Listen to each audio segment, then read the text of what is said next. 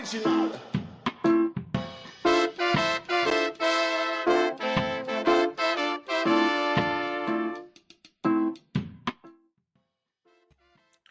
Saludos y bendiciones. Les saluda a su amigo y hermano Richard Silver en otro interesante Lee conmigo, parte de análisis y revisión teológica y académica. Gracias por sintonizarnos. Ahora vamos con la segunda parte de esta serie Historia de la Iglesia.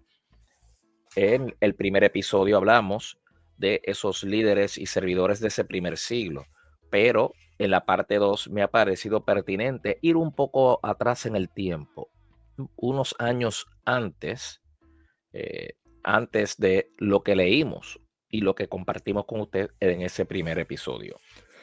Así que vamos a hablar ahora del cristianismo, el surgimiento del cristianismo. Estamos usando como fuente este hermoso libro que lo voy a compartir, no muchos los tienen. Todo lo que querías saber, pero no te atrevías a preguntar. Religiones, sectas y creencias populares, de Jessica L.T. de Vega y Christine Ortega Gorky. Esto es de Grupo Nelson. Este libro salió alrededor del 2013. Vamos a leer sobre el cristianismo. Así que lee conmigo. Estoy en la página número 35. El cristianismo surgió del judaísmo y las dos tradiciones siguen teniendo mucho en común. Sin embargo, a lo largo de 2000 años de historia del cristianismo, los cristianos han establecido muchas nuevas creencias, prácticas, escritos y tradiciones. Hoy, aunque existen algunos ideales comunes que unen la tradición, el cristianismo está marcado mucho más por la diversidad que por su semejanza. O sea que lo que la autora está diciendo aquí es que hay muchos cristianismos. En este capítulo que estamos aquí leyendo ahora, se va a abordar esta rica diversidad de creencias y prácticas cristianas, dónde se originaron y qué impacto ha tenido esta diversidad en los creyentes de hoy. Vamos a primero examinar la historia. ¿Qué era Judea? Fíjese, este libro no le dice a esta región de Israel, no le dice Palestina, como tienden a hacer muchas Biblias y muchos libros, sino que lo llama correctamente como Judea. ¿Y qué era Judea bajo el control romano? Durante la época del nacimiento de Jesús, el imperio romano fue muy extendido y poderoso. Roma controlaba los territorios que rodeaban el Mediterráneo, extendiéndose hasta África, Europa y el Medio Oriente. Entre los protectorados del imperio había una pequeña franja de tierra a lo largo de la orilla oriental del mar, llamado Judea. Esto era de importancia histórica para el pueblo judío, ya que se encontraba su templo santo en la ciudad capital de Jerusalén. Roma gobernó sobre este protectorado como lo hacía con el resto de su imperio. Se esperaba obediencia al emperador y los actos de rebelión eran castigados severamente. Los judíos que vivían en Judea luchaban con las exigencias a la obediencia romana. En Roma, el deber cívico se comparaba con la reverencia religiosa hacia el emperador. Debido a que los judíos eran estrictos monoteístas, el culto al emperador o el uso de monedas con su imagen eran formas de idolatría. Además, el control romano sobre Jerusalén interfería con un pacto bíblico afirmando que un rey del linaje de David algún día iba a reinar allí. Por esta razón, el pueblo judío imaginaba un día futuro, cuando la dominación romana terminaría y un ungido rey Mesías daría paso a un nuevo reino ordenado por Dios. Entonces esto nos lleva a hablar ahora sobre la vida de Jesús. La información sobre la vida de Jesús no fue escrita durante su vida, en parte debido a esta expectativa mesiánica. Si usted pensaba que cuando usted abre su Biblia y usted lee Mateo, Marcos, Lucas y Juan, los 4 evangelios al principio del Nuevo Testamento, si usted se cree que eso se escribió cuando Jesús estaba en vida, usted estaba equivocado. Aquellos quienes creían que Jesús era el Mesías se basaban en en la comunicación oral y no escrita para compartir esta convicción, ya que pensaban que el fin del mundo se acercaba rápidamente y la palabra hablada podría alcanzar un mayor número de personas. Qué interesante esto que dice este libro. Los cristianos, los primeros creyentes, pensaban que Jesús volvía rápido y que el fin del mundo o el fin de ese imperio romano o el fin de esa colonización de Judea pronto llegaría a su fin. Y este Mesías del linaje de David se iba a establecer sobre Judea, obviamente poniendo y ejerciendo su reinado en Jerusalén y acabando así con el coloniaje de parte de Roma. Esto, claro está, no sucedió. Incluso el apóstol Pablo lo dice en la carta en Tesalonicense. Luego, en la primera carta a los tesalonicenses, nos dice, luego nosotros, los que hemos quedado, Pablo ahí está hablando en un presente. ¿Por qué? Porque los cristianos comenzaron a fallecer, comenzaron a morir. Algunos habían dejado hasta sus trabajos, amados, y pensaban que eh, pues Cristo ya no venía. Y Pablo dice, no, espérate. Pero recuerde, Primera Tesalonicenses es la primera carta que le escribe. Todavía Pablo pensaba que Cristo venía rápido. Y les da esa esperanza a estos creyentes y le dice, y nosotros, los que hemos quedado, está hablando en su presente, seremos arrebatados juntamente con ellos. Esos ellos eran los que cristianos, los creyentes que habían muerto, los que habían muerto en Cristo. Interesantemente, eso no ocurrió. Por eso no se ocuparon inmediatamente de escribir, porque era más importante y era más rápido compartir las historias de Jesús de manera oral que de manera escrita, que obviamente tomaba más tiempo escribir y poder copiar a mano en diferentes papiros las historias. Interesante este dato. Yo hago este comentario, suspendí la lectura para enriquecer la lectura y darle a usted más contexto. Así que usted va a ver aquí en estos podcasts, va a haber lectura y opinión mía o conocimiento ya adquirido. Sin embargo, sigo leyendo.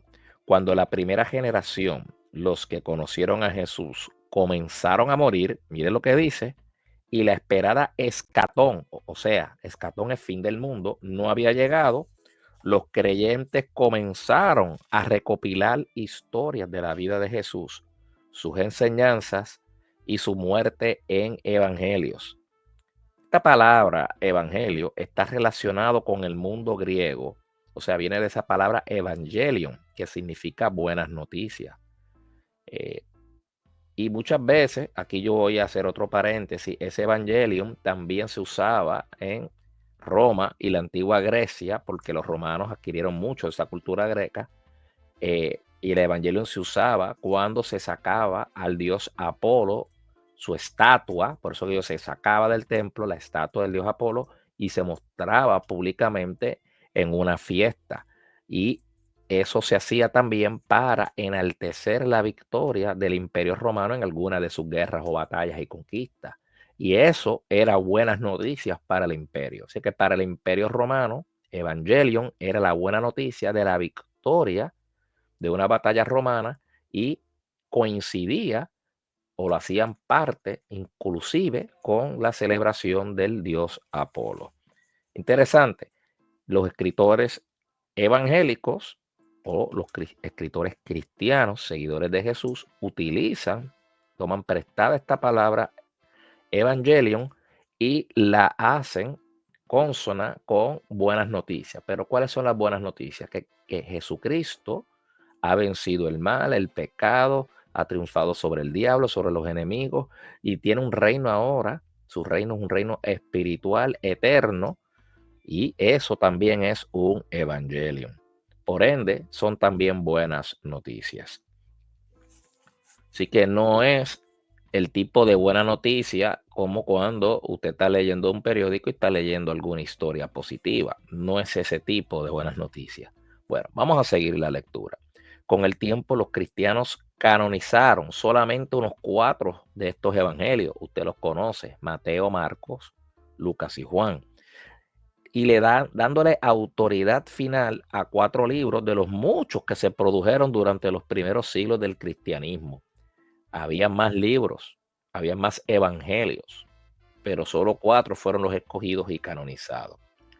Solo 2 de los evangelios canónicos, Lucas y Mateo, hablan del nacimiento de Jesús. Marco y Juan omiten esto totalmente. Ahora, Lucas y Mateo, aunque hablan del nacimiento de Jesús, estos 2 relatos difieren en mucho detalle, pero también comparten algunos temas en común. Jesús nace en Belén, según Lucas y Mateo, la ciudad de David, ¿verdad? Sus padres son María y José.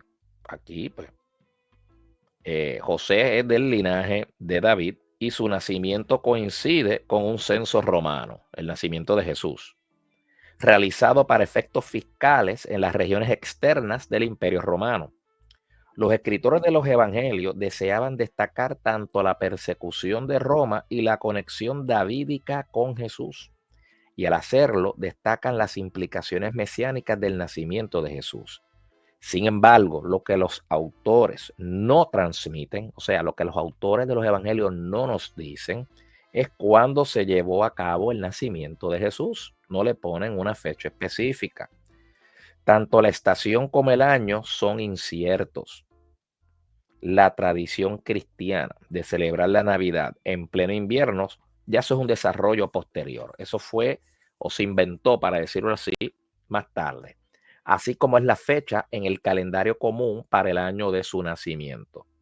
Si Jesús nació durante el reinado de Augusto, cuando Quirino era el gobernador, la fecha de su nacimiento sería más tardar el año 4 antes de la era común.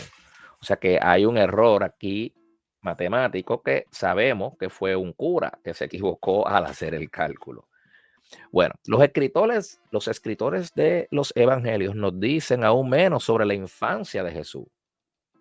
Muy poco, pero para estos escritores los años de la enseñanza pública de Jesús son de gran importancia. En los 4 evangelios canónicos leemos que Jesús reúne e instruye a sus discípulos, enseña lecciones morales a través de historias cortas llamadas parábolas y da discursos públicos sobre la interpretación de las escrituras.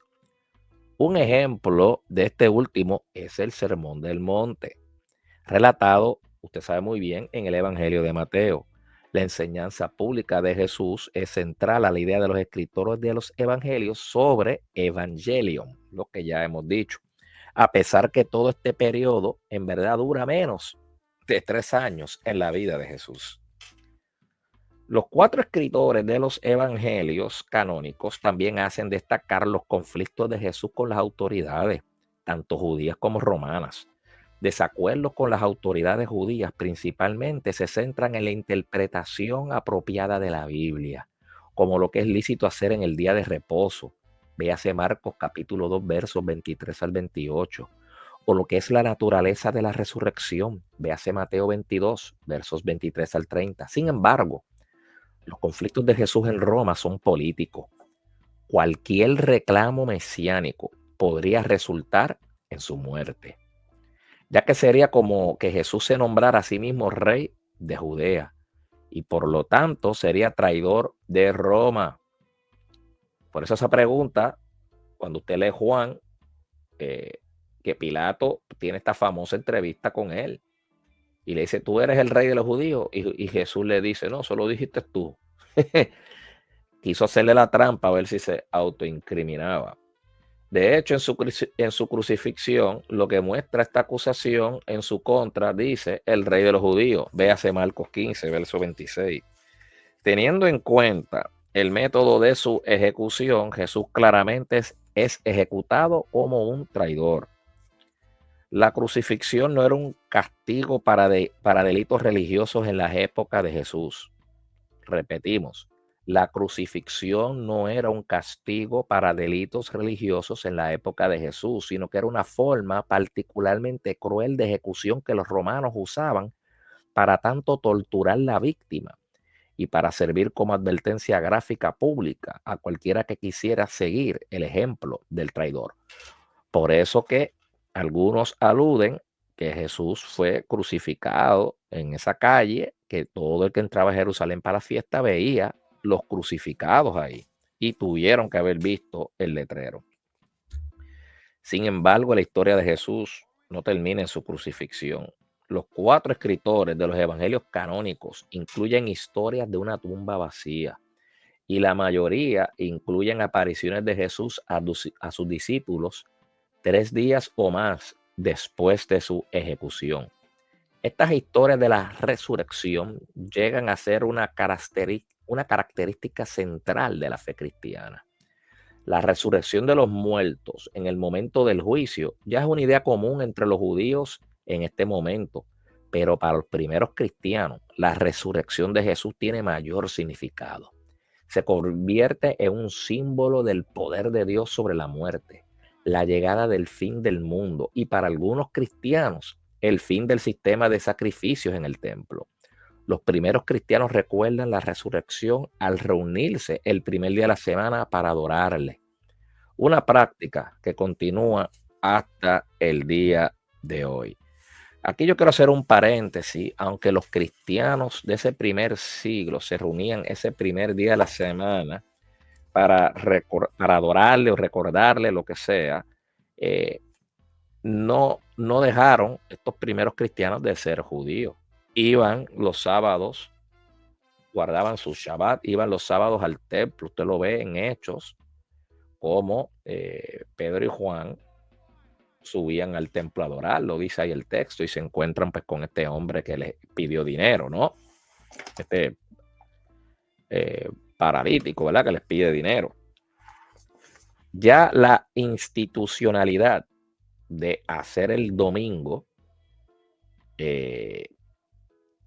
como un día oficial de reunión, ya eso fue bajo Constantino. En inglés, el domingo se le dice Sunday, día del sol. ¿Por qué? Porque Constantino, aunque entre comillas se hizo cristiano, no dejó de adorar al sol. No abandonó sus prácticas paganas de las deidades romanas. Constantino siguió adorando imágenes y adoraba al sol. Y lo que hizo fue un sincretismo religioso y técnicamente el Sunday, el día del sol. Y así está en los calendarios. Del judaísmo al cristianismo. Muchos de los seguidores de Jesús llevaron el mensaje de su vida, su enseñanza y su resurrección por todo el mundo romano. Afirmaban que Jesús era el Mesías, aunque un Mesías diferente al que los judíos esperaban en ese momento de la historia. Asimismo, alegaban que su muerte y resurrección marcaban el inicio de una nueva era y que el juicio final de la humanidad llegaría pronto al mundo. Estas personas fueron llamadas apóstoles o enviados. Entre ellos se encontraba un hombre que nunca conoció a Jesús durante su vida, pero quien afirmó haber recibido una revelación especial del Jesús resucitado. Su nombre fue Saulo de Tarso, también conocido como Pablo. Al principio, Pablo fue un adversario de los nuevos cristianos. Escribe que persiguió a los cristianos porque creía que eran herejes por afirmar que Jesús era el Mesías. Sin embargo, según sus propias palabras, en algún momento Pablo recibió una revelación que cambió su punto de vista. Yo prefiero utilizar la versión que nos dice el mismo Pablo de su puño y letra, Gálatas capítulo 3, verso 12. A partir de ese momento se convirtió en un defensor, no solo de la nueva religión, sino de una forma específica de cristianismo entre los gentiles no judías. Él enseñaba que la vida, muerte y resurrección de Jesús significaba que las leyes de la Torá, en especial las leyes kosher y de circuncisión, ya no eran necesarias. En su lugar, Pablo abogó por el bautismo como un rito de entrada a la comunidad y una fe en Jesús como el medio para la salvación. Recuerde que Pablo era conocido como Saulo de Tarso. Igual que los personajes del Antiguo Testamento, cuando Dios se les revelaba, se les cambiaba el nombre como inicio de un nuevo nacimiento o una nueva identidad y pasa a ser entonces Pablo. Pablo llevó su mensaje, como usted sabe muy bien, a Grecia y Asia Menor, que actualmente es Turquía. Estableció iglesias en muchas ciudades por todo el Imperio Romano y escribió estas iglesias para animarlas después de su partida. Estas cartas a las nuevas iglesias se conservan en las epístolas del Nuevo Testamento cristiano, aunque no todos los primeros cristianos estaban de acuerdo con el mensaje de Pablo sobre la inclusión de los gentiles. Sus ideas y actividades han permanecido importantes para la identidad cristiana a lo largo de los siglos. Tras la muerte de la generación apostólica, según la tradición, el último apóstol en morir fue Juan en el año 100. Algunos dicen que no, que Juan fue ejecutado en el año 64, mucho antes que el templo fue destruido. Si eso es así cierto, entonces Juan no es el autor ni del Evangelio ni de Apocalipsis. Esos son debates que todavía se tienen. Y tras la muerte de esta generación de estos apóstoles, ¿verdad? Estos 12, y con Pablo 13, el cristianismo siguió extendiéndose por todo el Imperio Romano. A menudo los cristianos encontraron persecución por sus creencias o debido a rumores en su contra. Entre el más famoso de estos rumores era el que los cristianos eran caníbales, ya que los cristianos llamaban al vino, ¿cómo lo llamaban? Sangre, y al pan lo llamaban cuerpo, durante el ritual de la comunión o la Eucaristía. Aunque el Imperio Romano fue responsable en gran parte por la persecución contra los primeros cristianos, la política de Roma cambió de manera significativa cuando Galerio, este es antes de Constantino, cuando Galerio proclamó un edicto de tolerancia en el año 311, esta era común. Constantino entonces le sigue con el edicto de Milán en el 313, 2 años después. En virtud de estos decretos, el cristianismo se convirtió en una de las religiones oficialmente sancionadas por el imperio. Ahora se les permitía a los cristianos reunirse abiertamente y encontraron más fácil establecer jerarquías de liderazgo dentro de la iglesia, tales como los obispos de la región. Constantino también aprobó la convocatoria de un concilio en el 325 de la era común para establecer creencias cristianas oficiales. Este era el concilio de Nicea, que fue el primero de muchos a lo largo de los siglos para discutir aspectos específicos de la fe cristiana, especialmente la naturaleza de la Trinidad. Los concilios fueron uno de los aspectos de un movimiento del cristianismo hacia la ortodoxia, estableciendo un único conjunto de creencias aceptadas. Mientras que el cristianismo primitivo fue una tradición diversa. Había cristianos que mantenían la Torá, otros que rechazaban por completo la Torá y todavía otros que fueron influenciados por la filosofía griega y así sucesivamente. Después de un par de siglos, muchas de estas nuevas creencias se declararon no ortodoxos. Oficiales de la iglesia informaron a sus miembros cuáles de los evangelios eran autorizados y a sus oponentes por qué sus creencias eran heréticas. Un destacado defensor de la ortodoxia fue Agustín de Hipona, 354 al 430. Era un obispo quien célebremente enmarca los conceptos de una guerra justa y pecado original. También escribió varios largos tratados contra creencias que consideraba heréticas, como el maniqueísmo, hago paréntesis, el maniqueísmo que él mismo practicó según Mircea Eliade. ¿Y qué es el maniqueísmo? Una religión que combina las creencias zoroástricas y cristianas. Y que él había, aquí lo dice el libro, fíjese, no lo había leído, que él mismo lo había practicado antes de convertirse al cristianismo. Otro notable guardián de la ortodoxia era Atanasio, también un obispo, y este es famoso por defender su oposición al arrianismo. ¿Y qué es el arrianismo? La creencia de que Cristo está subordinado a Dios el Padre y ofreció la primera lista de los 27 libros del Nuevo Testamento canónico como parte de una carta de Semana Santa a sus feligreses. ¿Cuándo? En el año 367 de esta era común. Durante los siguientes siglos, este cristianismo ya sistematizado, declarado tolerante, ¿verdad? Tolerado por Galerio y oficializado como religión del Estado con Constantino, continuó creciendo. A medida que avanzaba hacia el este y oeste a lo largo de la cuenca mediterránea, sobre todo después de la caída del Imperio Romano, las comunidades locales desarrollaron creencias y tradiciones muy diferentes. En el este se les permitió casarse a los sacerdotes. El griego era la lengua dominante y se veneraba pinturas bidimensionales de Jesús o los santos denominados íconos. Ahora, en el oeste los sacerdotes se mantenían célibes. El latín era el idioma preferido y los íconos se consideraban idolatría. Estos cristianos también comenzaron a ver al obispo de Roma, también llamado como el Papa, como la única autoridad sobre todos los cristianos. Los cristianos del este, sin embargo, veían al Papa como un obispo entre los muchos que vivían en todo el Mediterráneo y favorecían al obispo de Constantinopla. Los cristianos del oeste también añadieron la frase y el hijo, que en latín filioque, perdón, a la descripción en el credo de Nicea sobre el papel del Espíritu Santo y la forma en que procede de Dios Padre en la Trinidad. Los cristianos del Oriente, sin embargo, no apoyaron este cambio teológico al credo común. ¿Qué problema?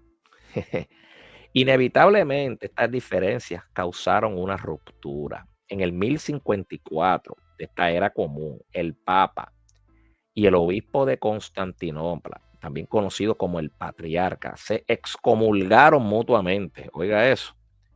Excomunión es eliminar a alguien de los rituales y la vida sacramental de la iglesia. Esencialmente, condenarlos hasta que a menos que la persona excomulgada se arrepienta formalmente. A raíz de esta excomunión mutua, la iglesia se divide en dos, ortodoxos y católicos romanos. Esta fue la primera gran división en el cristianismo, pero tampoco fue la única. Cerca de este mismo tiempo, el grupo que más tarde fue llamado catolicismo romano, estamos hablando, hermano, ya van 10 siglos lejos de las enseñanzas de Cristo y los apóstoles. Cerca de este mismo tiempo, el grupo que más tarde fue llamado catolicismo romano, inicialmente se embarcó en las cruzadas, y estas cruzadas duraron casi 200 años en respuesta a la presencia islámica en Jerusalén. El Papa Urbano II, quien famosamente hizo el primer llamado a la cruzada durante un sermón en Clermont, Francia, justificó un ataque armado para defender la libertad de Jerusalén. Sin embargo, en realidad, las cruzadas fueron una serie de ataques brutales religiosos en toda Europa. Incluso hermanos cristianos no estaban seguros. Ya para el año 1204, esta era común, cuando las cruzadas llegaron a la fortaleza ortodoxa de Constantinopla, mire lo que hicieron. Profanaron el altar y destruyeron los íconos en la iglesia ortodoxa de Hagia Sofía. Incluso yendo tan lejos como para colocar prostitutas en la santa sede de este patriarca. Muchos miles de judíos, musulmanes y cristianos, incluso muchos que no eran combatientes, murieron durante las cruzadas. Y nunca se logró la tarea original de retomar Jerusalén de los musulmanes turcos. A pesar del fracaso de las cruzadas, el catolicismo continuó consolidando su poder en Europa. Y en víspera de la reforma, el catolicismo fue una fuerza que superaba a muchos gobiernos europeos y el Papa era la autoridad en los asuntos tanto espirituales como estatales. Entre los despliegues de este poder enorme se cuentan proyectos de construcciones en Europa que fueron financiadas por las indulgencias, aportes en dineros pagados para retrasar el castigo por pecados confesados y luego absueltos. En el momento de la reforma, la venta de indulgencias era notoriamente abusada y utilizada para manipular a la gente ordinaria que temían el poder de la iglesia. Una persona que desafió esta práctica fue un monje alemán llamado Martín Lutero, el eventual fundador del protestantismo. Pero de eso leeremos en otra sección. Usted ha escuchado Lee conmigo, podcast, Historia de la Iglesia, parte 2. Fuente, todo lo que querías saber, pero no te atrevías a preguntar. Religiones, sectas y creencias populares. Jessica L.T. de Vega y Cristina Ortega Gorky.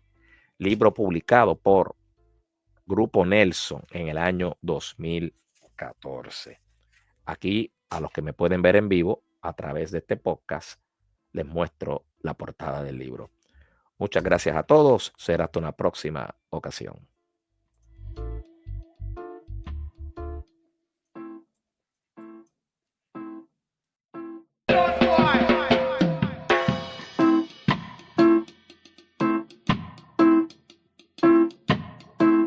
Original.